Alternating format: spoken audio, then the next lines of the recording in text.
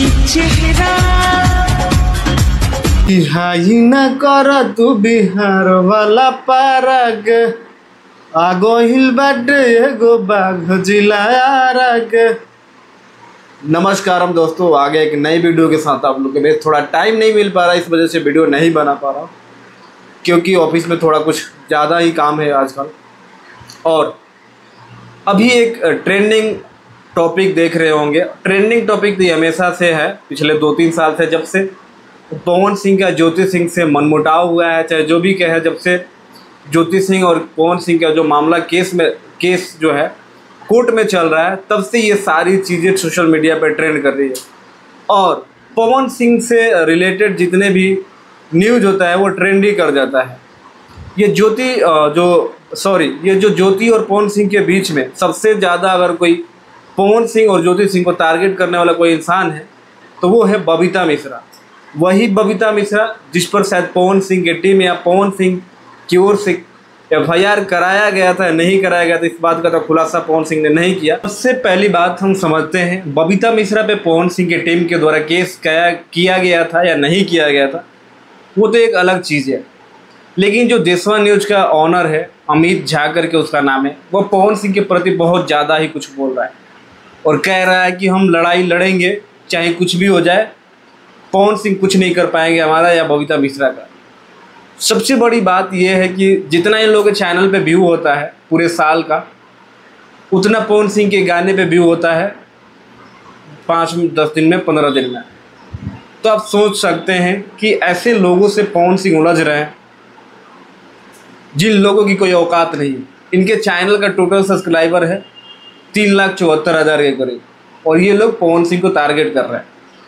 सबसे बड़ी बात है, देशवा न्यूज़ जब कोई इसको जानता नहीं था, ये तब से हाईलाइट में आया जब देशवा न्यूज़ को लोग जान पाए, जब ज्योति सिंह ने बबीता मिश्रा को इंटरव्यू दिया और ज्योति सिंह का इंटरव्यू जो था वायरल हो गया था। वायरल ज्योति सिंह का इसलिए हो गया कि वो पवन सिंह की पत्नी है।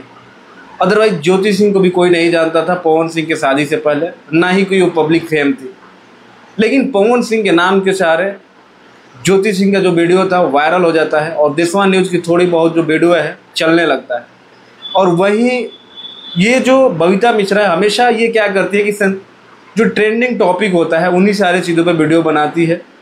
सोनू जो वायरल हुआ था, नीतीश कुमार से बोला था कि सर हमें पढ़ना है, उस लड़के पे करीब इसने 50 वीडियो बनाई थी।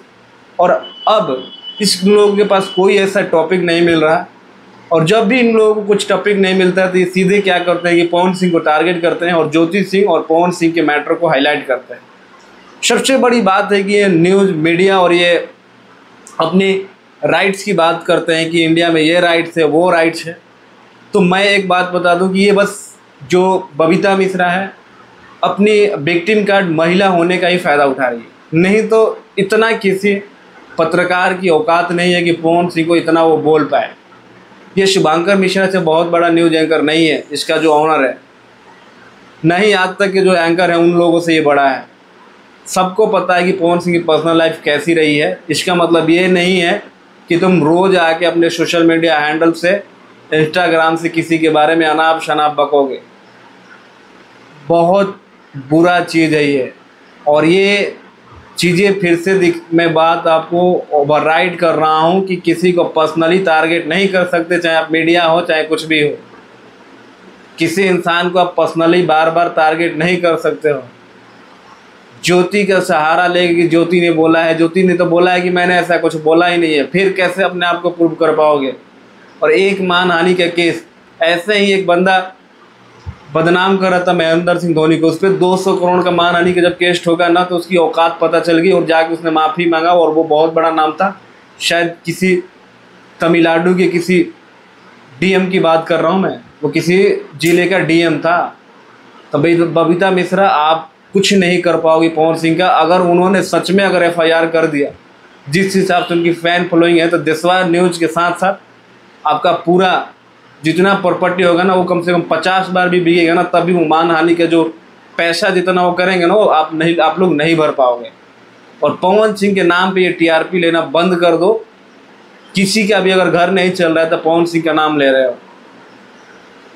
अब पवन सिंह पे तुम आरोप लगा रहा कि पवन सिंह ने तुमको मारने का धमकी दिया था, तो ये उस दिन तुम कहाँ थे जब तुमको मारने का धमकी दिया था? जब पवन सिंह की टीम से शायद FIR किया गया तब तुम्हारे ओर से ये चीज़ निकल के आ रही है कि पवन सिंह ने तुम्हें मारने का धमकी दिया था।